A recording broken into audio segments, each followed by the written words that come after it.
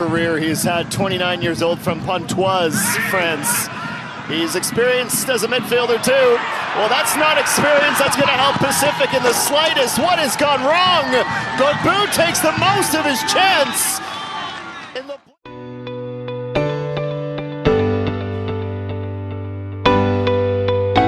Welcome to Tokyo Alumni Podcast. This is episode 89. Today, our guest is Henri Kim Godbout. Thank you for joining us today, Henri. Can you tell us a little bit about yourself? Yes. So I'm an alumni of ASIJ, class of 23, and I'm currently a biomedical engineering student at UBC and also a soccer player for Vancouver FC. So you're one of the, as far as I know, we've only had so many, I was going to say professional soccer players or people that play at the professional level from ASIJ, but I would say from international schools, period, that route is quite rare. But before we get into the professional side of things, want to ask you questions about the collegiate side. So I think a lot of international school kids dream of playing at the collegiate level. For Mm. you, what do you think you did that helped you prepare to play at, high level Canadian collegiate league? Yeah.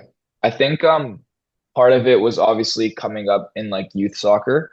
Obviously, before I lived in Japan, I was living in the US. So I kind of understood how I guess recruiting and college systems worked. And I was playing for like an academy level back then, which is it's similar to what's also offered in Japan, but mostly in the US there's like MLS next and all those things. And I was playing academy level there, which definitely helped me obviously get up to par with the soccer level. And then when I came to Japan, I played for a club soccer team outside of school, obviously, and I think that was also very important. And I think actually, in fact, playing in both the US and Japan before I went to go play collegiate level soccer helped me a lot in different aspects of my game and helped me improve a lot. And obviously, just when I finally got to that collegiate level, it was more just about adapting to kind of the physical nature as you're playing with players that are older than you, and also, yeah, just that standard and level. Did you find the play style to be very different in North America versus Japan? And like, how did you adapt your personal play style depending on where you were? Yeah, so actually, in the US, when I used to play there, I would say I was actually very small back then. I was about 5'2" when I was playing in the US. And so compared to a lot of the other kids my age, I was a lot smaller. And I think the parts of me that shined in the US were kind of my technical ability and my ability to kind of see the game and play through the lines. And then actually when I came to Japan, what I noticed is that technically I wouldn't say I was more gifted than the average Japanese player. In fact, I think Japan has a very high level of technical ability for each player and understanding of the game, and they play super quick, very sharp. But I think what actually happened when I came to Japan, I grew a lot in terms of height and obviously strength and whatnot. And so what kind of shined in Japan for me was my strength. And in both ways, I think in the US, it helped me play against players that were kind of more athletically faster and stronger than me. And I learned like kind of what to do around those types of players. And then when I came to Japan, I learned, oh, like how can I play around or like get an advantage on these players that are way more technical or way more quick and decisive than me. So I think in that way, obviously also the styles of soccer were completely different. I mean, in the US, I know it's a lot of playing the balls over the top and running after it, while in Japan, everything's on the ground and kind of tic tac, like playing very like speedy. And so I think this also the styles of soccer helped me learn just about the sport in general and understanding what roles different coaches want you to play and whatnot. So I think in a way, like the holistic experience of being able to play in the US and Japan, like fully helped me just become a better player overall.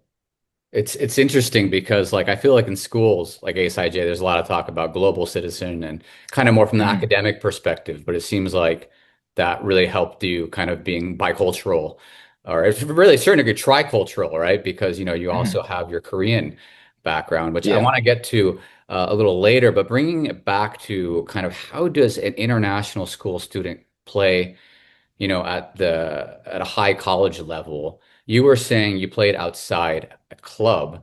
Again, I've been away from the Tokyo soccer scene now for about 20 years. I just had my 20-year reunion. Would you say currently, international school teams, St. Mary's, YS, ASIJ, like what percentage of the top players there are playing club outside of school? I would say I would say all of the ones that are playing at the top level, I would be surprised if they weren't playing at club outside, just because I think like now it's just important because obviously all the schools like are only offered in one season, and I think it's important to also continue to play throughout the whole year and keep improving because I think that's like I think part of I guess improving in any sport or but especially soccer is that you have to you kind of always be training and always be improving because otherwise, I think I've taken like a month off before and I already feel sometimes like I have to kind of learn those things again. Yeah. So where are these players playing at when you say club? Are you talking about like FC Tokyo, Verdi, Jeff? Yeah, I know. Well, like at least in my year when I was there, I had some friends playing for like Musashino, Tokyo Verdy, FC Tokyo, Mitsubishi Yoa. But I actually played for FC Toripoleta when I was there.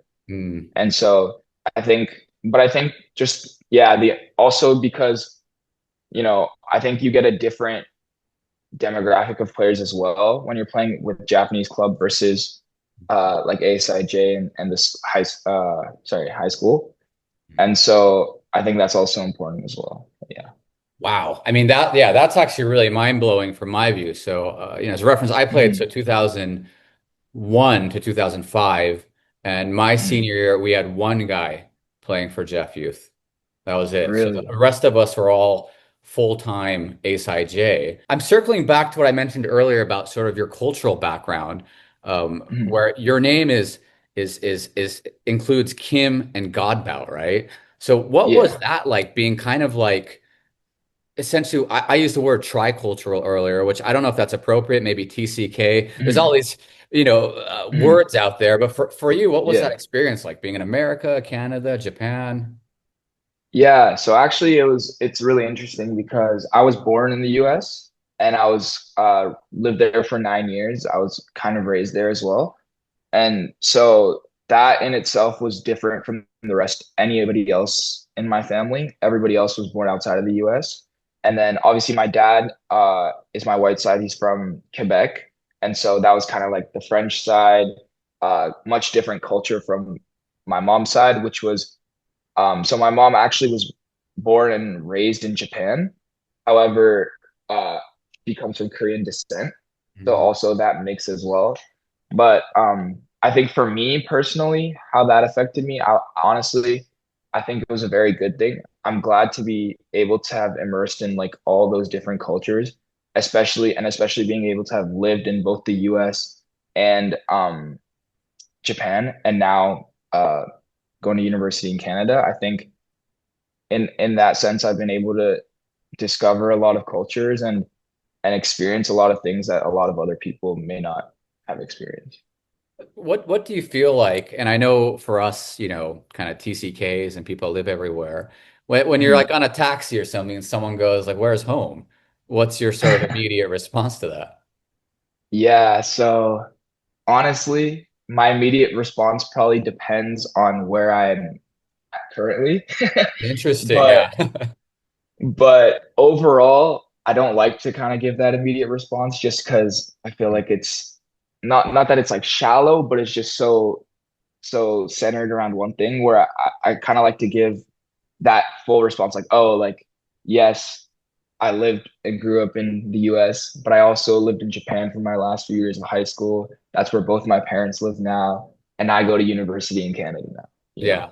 And so yeah, so it's a little bit of a definitely not an immediate response, but I always like to kind of give everybody like the full idea just to for them to understand me.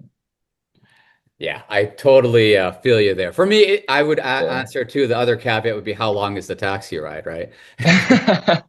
It's Yeah. 5 minutes. I usually just say California because I Yeah. tend to have more Caucasian features than Asian features. So Mhm. just it doesn't create more questions. The moment I say Japan, Yeah. they go, oh, you don't look Japanese and Yeah. blah. But let's talk a bit about football. Or soccer. I actually prefer saying Yeah. soccer because that's what I grew up with. But Yeah. you had a standout freshman year at UBC. Can you walk us through your mindset when you scored your first UBC goal? And what was it like earning Canada West Rookie of the Year? So actually my rookie year, yeah. So scoring my first goal, I remember that summer before that season started, I had had a lot of kind of experience playing soccer. I was playing there's a BC League One system, which is kind of a semi-professional league that people play in the summer, and I was a part of that. I had played in like a big tournament called TST Sevens in North Carolina, and so I had a lot of building up, and I had a lot of big expectations for that season actually.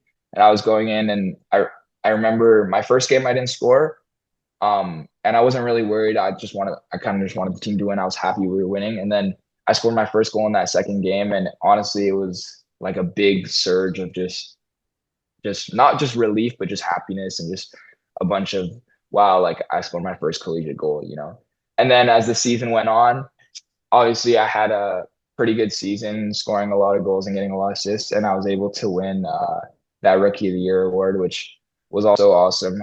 It's very exciting that your career. So you have this really good, rookie year, and then can you kind of run through the steps of because I think a lot of people aren't aware of the system. Actually, I wasn't really aware of this too until just a few years ago of kind of this Yeah. summer semi-pro pro system, which in Canada it's a little different but pretty similar, right, to the United States. Mhm. And how Yes. did that transpire for you getting drafted to a professional league? Yeah, so in the US it's very similar to the US except I would just say obviously there's less teams in the CPL compared to the MLS, but in NCAA there's an MLS Super Draft where each team gets I think two picks and then they draft these players from NCAA. And then for us it's for U Sports, which is the league that UBC and most of the Canadian teams are in. They're linked with the CPL, which is the Canadian Premier League. And so that summer there was a draft, and kind of after that season, I had a feeling. I had talked to my coach. I had a feeling. We both kind of had a feeling that I might get drafted. And I had a few conversations with several coaches in the league, and it just kind of turned out that Vancouver FC, the team here, had the second overall pick before some of the other teams I was talking to, and they decided to take a shot on me with the second overall pick. So yeah, it was a great feeling. Were you not aware then that they were going to draft you? You found out that moment. So no, I found out actually. Well, I had found out they were interested in drafting me for maybe like a month or two, or a month and a half, maybe. And then the when I actually found out they drafted me was the night before the draft. Yeah. So just a day before the draft. Yeah, Wow. That's actually. yeah, it must have been a very exciting moment. And I Yeah. mean, what was the reaction like with your ASIJ teammates? Yeah. So when I got the call that I got drafted, I actually didn't tell anybody, none of my college friends, none of my uh ASIJ teammates. I told my parents obviously, but I kind of wanted them not to know yet until like kind of the news came out. So when I got drafted, a lot of them called me and they were like, "Holy, like how, like what's going on? Like I didn't know like this is where it was going, blah blah blah. Like you're pro now, whatever." And so yeah, honestly, it made me really happy, and obviously, they were all super excited for me, especially all my SIJ classmates. So, yeah. Yeah, I mean that's so cool. Like to think, ASIJ is producing players at that caliber. And I think like I don't know if you feel the same. So I played at a lower level and I played at Division 3 NCAA, Mhm. but there was still a part of me when I played at ASIJ in college. I felt like I was still playing kind of for my guys at ASIJ, because as you know, the herd gets thinner, right? From middle school Mhm. some guys stop playing, right, as we get into high school, and then JV to varsity, some guys don't make that cut, and then varsity to college. I think I was the only one left. So like, Mhm.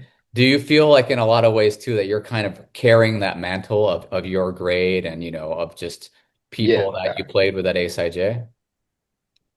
Yeah, of course, like in my heart too, just in general, like ASIJ has done a lot for me and I've met a lot of great people there. So I kind of always am proud to carry the fact that I'm an ASIJ alumni and obviously my class of people. But I guess for my year, it's a little bit different because we actually had another soccer player in my grade that plays at Harvard Division One, Mhm. Utah, and so he's also a great player. And obviously, that's not to mean like I don't feel like I'm kind of doing it for my grade. Obviously, I still do, and I'm very happy about that. But I think there's a lot of fantastic athletes from my year as well. So that's also another great thing. Yeah, it's pretty extraordinary. It definitely makes the alumni games a little more interesting, some would say. Yeah. Now, as we kind of wrap up the podcast here, just kind of looking at my notes if there was anything I didn't touch Mhm. upon, and I was wondering if you could think back, although you were an ASIJ much more recent than I was, thinking back to your Yeah. ASIJ days, what are your strongest memories playing for the Mustangs? Were there any ASIJ coaches or teammates who had a lasting influence on your career so far? Yeah, honestly, some of my favorite memory. Obviously, I had a lot of great memories playing in season in Japan. One of my biggest favorite memories. We played against St. Mary's in a league game, and this is kind of me bragging, but I had scored 6 goals in that one game, and so that was like very like extraordinary for me. Obviously, it was a small. I know the St. Mary's pitch is a little smaller, so it was easier to kind of get from side to side on that pitch, but. That was one of my favorite memories. Um, let me think of one. Oh yeah, and one of my honestly my favorite trip, the Las Vegas trip. That was possibly one of my favorite trips ever that I've been on, just because it was so much fun being with all my classmates and especially my teammates, being able to play in like a real club tournament with them outside of Japan, just to show also how good of a team we were. Mm. Because I think a lot of people especially obviously no not everybody in the US and stuff know what ASIJ is, of course. But being able to have like our high school soccer team go there and kind of dominate, we made it to the finals in a club tournament was pretty awesome as well. Yeah, that Vegas trip, I think it started in the early 2010s, and it's always been kind of controversial because it's really far and expensive, right? But from your Yeah. perspective, totally worth the expensive trip. And can you, when you say club tournament, I mean, so what teams are there? Yeah, because we actually played. So I had recognized a lot of the club teams that were there because when I used to play in Washington, there were some teams there that I used to play, and those same teams were in that tournament actually. So there were like teams like East Side, I remember, and Rush and whatnot. And all these teams are not school teams; they're all club teams outside, and so they're tend to be more organized and at a higher level. So for us to be able to beat those teams was pretty extraordinary. So, I guess as we end here, my last question for you would be, what's your soccer goal over the next year, whether this is university, CPL, or beyond? Yeah, I think obviously personally my goal now that not just now that I've seen what I can do and where I can make it, but just in general of where I'm at and kind of the fact that I'm still only 20 years old. I hope that I can take the soccer path to the farthest I can. And obviously that whatever that means for me, I want to kind of go beyond the CPL, maybe somewhere like into the MLS, maybe even if all things go right, maybe even into Europe or whatnot. But and also maybe even back to Japan or something, I think those would all be great options and something I would be very blessed and happy to have happen. But also at the same time, I'm continuing my degree at UBC right now. And so either way, obviously I want to take the soccer path as far as I can, but otherwise I also have opportunities with work outside of soccer. And so yeah, whatever, I'm kind of just going with the flow right now, but whatever opportunity arises for me, I'm gonna take it. So Well, we're all, fellow soccer alums, whether yeah, it's, guys 10 years ago or 30 years ago, we're all rooting for you. And I wish you the best, not just as I said earlier, it's not just your soccer career, but, you're attending one of the best universities in the world. So, I hope you also have a good time in college. And thank you so much for being part of episode 89 of Tokyo Alumni Podcast. thank you so much.